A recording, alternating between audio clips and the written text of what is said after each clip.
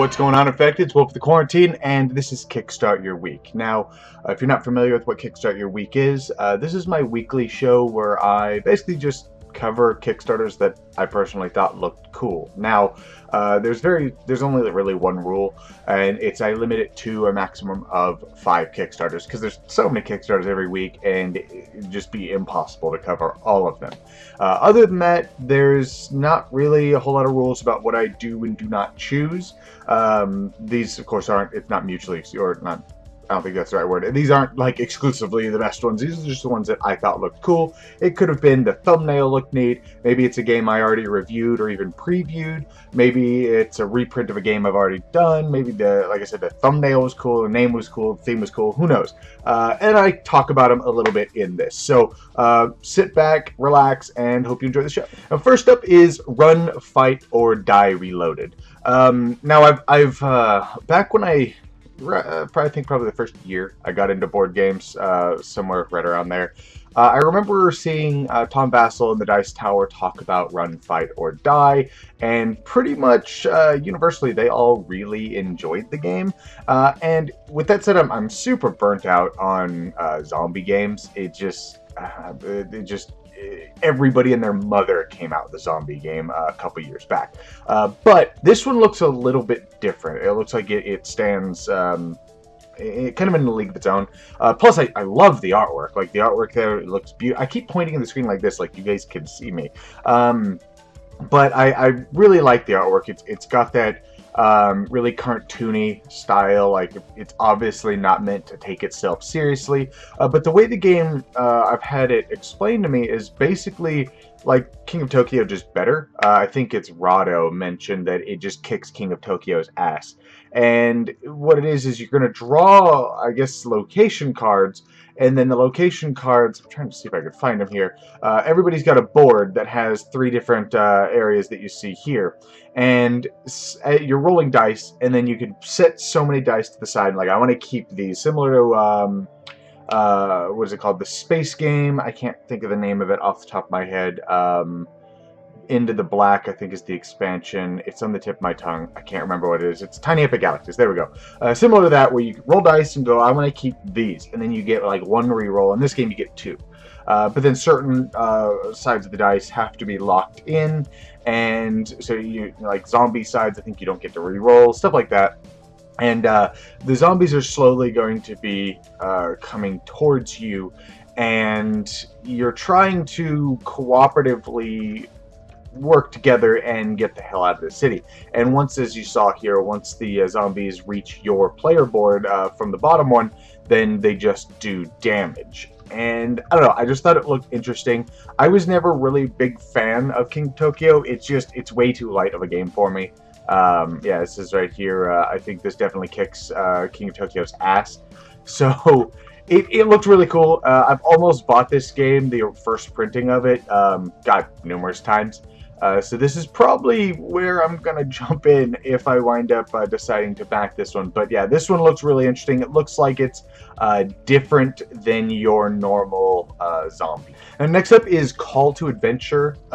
This one looks really, really neat. Now, I've mentioned a couple times, I'm generally speaking my groups DM. I prefer to DM than play. Everybody jokes because I have a god complex. That's not too far off. I like being in control of the world and creating everything. I like creating the world. I like creating the NPCs. I like throwing challenges at my players and watching them overcome it. I like the collaborative storytelling element. And it's really cool. And this game basically builds on that, and it looks really, really neat.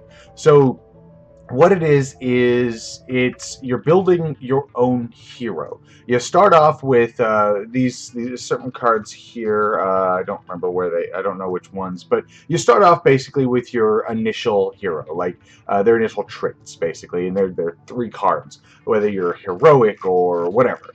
And you're going to start off with that, the artwork is beautiful in this game too. But like, see, you're a hunter, you're bound by honor, and you're one with nature. But then, as this story progresses, you're going to be drawing cards and then figuring out, okay, which one of these do I want to add to myself? And you're going to be adding cards to the top or the bottom, depending on different criteria.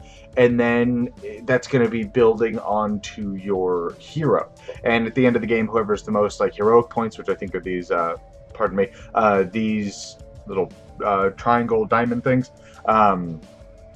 Triangle diamond things, the diamonds.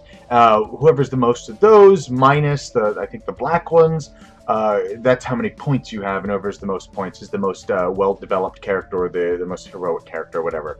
But the game, one thing that worries me about the game is this. You get these runes, and rather than using dice, you throw these runes, basically. So you're going to collect all the runes that you have on your character card, from what I can tell, like these and all of these. And you have these generic ones right here. I think it's these four generic. I don't remember. And you're going to basically shake them up in your hand and throw them down the table. They're basically a D2. You're flipping a coin is really what you're doing. And then you're going to add up all of your tokens or add up all the symbols that you have, and then that's going to determine whether or not you passed or succeeded. So, of course, one side's blank, the other side isn't. I don't like that. I actually hate D2s. I hate when people, I think it was Runebound, I think. I've never actually played it. I've seen some people play it. I don't like it. I don't like that system. It's, I don't know. There's a really, it feels weird. I don't know. I don't like it. But, anyways, other than that, though, the game looks really cool. It looks like it'll be a really cool exercise for people like me who like to role play, who like to build characters, who likes to build a universe. You're going to be building your character. But I can also see here for people who don't like my wife. She's not a big fan when it comes to role playing in general. She can't role play very well. But a game like this, it's more, she can ignore the role-playing aspect and the creating a character aspect and play it purely for the game, which is really neat. And then, like I said, the artwork, it's got like, this is probably the wrong analogy, but it's got that like oil painting look to it, I think is what it is. Looks really, really nice. I adore the artwork in this game. That's actually what made me look at it. And then it's $40 for, looks like the base game, and then $55 for the base game and some expansions or something like that. And I think this one has neoprene playmat as well. So yeah, definitely check this one out if you're like me. You like role playing. You like creating characters. Next up is Flaming Pyramids. Now I actually did a review for this one as well, and it's a fantastic little game. It is basically Uno. But, like, I hate Uno. I can't stand Uno. And this is Uno, but with a spatial element, which actually adds strategic depth to Uno. Whereas the thing I don't like about Uno is it's not, a lot of the time, you can just get completely screwed based on the cards you got alone. This game is not like that. You can a little bit get screwed, but it's more, you can get screwed now, but strategically, you can set yourself up to win a lot easier later on, but then you can wind up getting screwed by those same decisions because you're building a pyramid out of all these resources, and some resources are heavier than others, so you want those on the bottom. Sometimes you have to put a heavier resource up top, so that's cool. You're going to wind up screwing somebody else over, but later on down the road, you might be the one that gets screwed over by that. It's a really cool, clever, like you see my review here. It's really cool, clever little mechanic.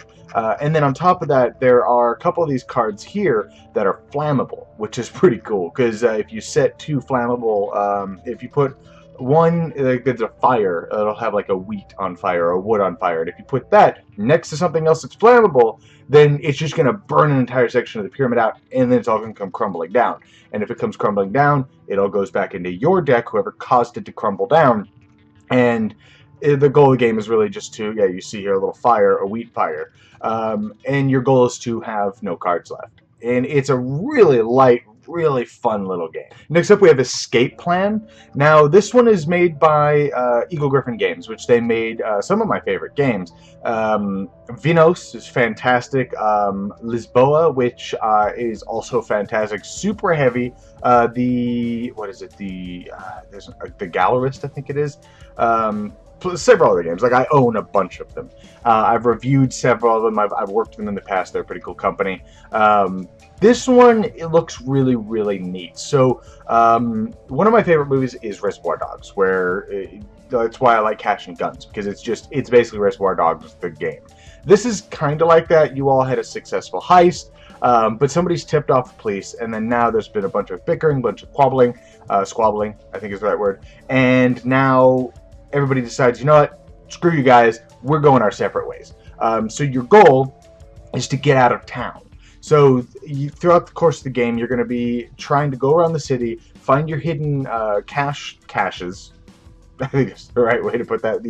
You've hidden cash around the city, and you are trying to go and collect those, and then get the hell out of Dodge.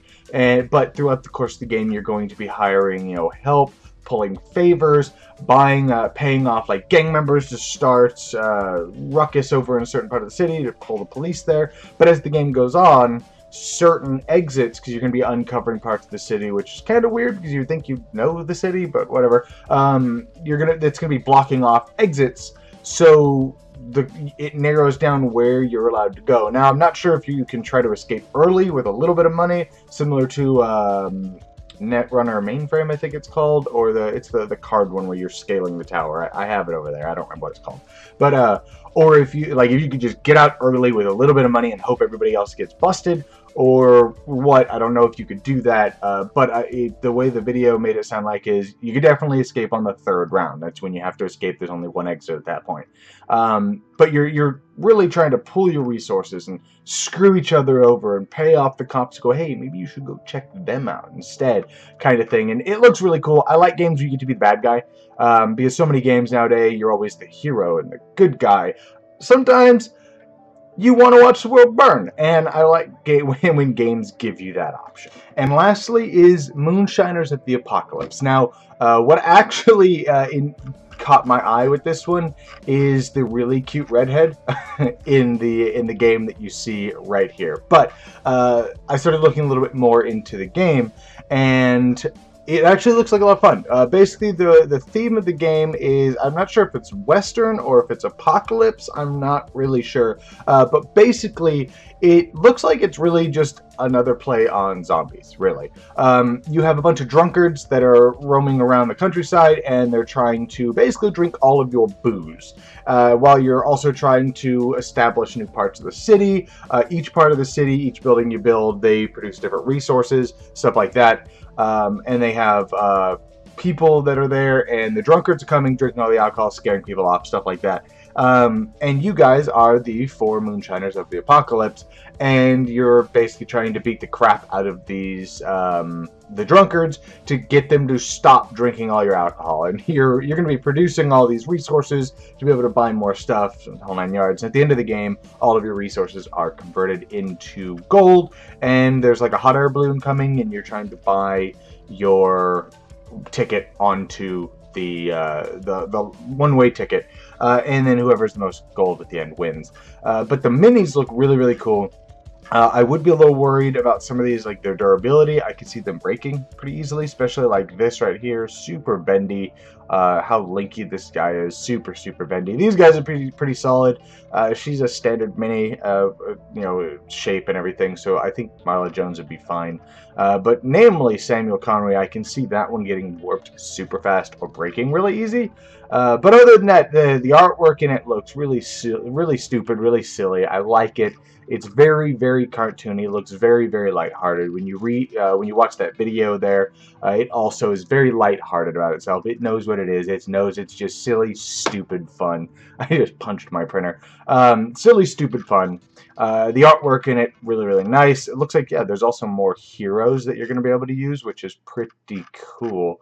But yeah, it really looks like it's just a different spin on zombies is really what it is. So rather than zombies, it's drunkards, and you go from there. And it looks like it's a semi-cooperative game because you're trying to stop these drunkards.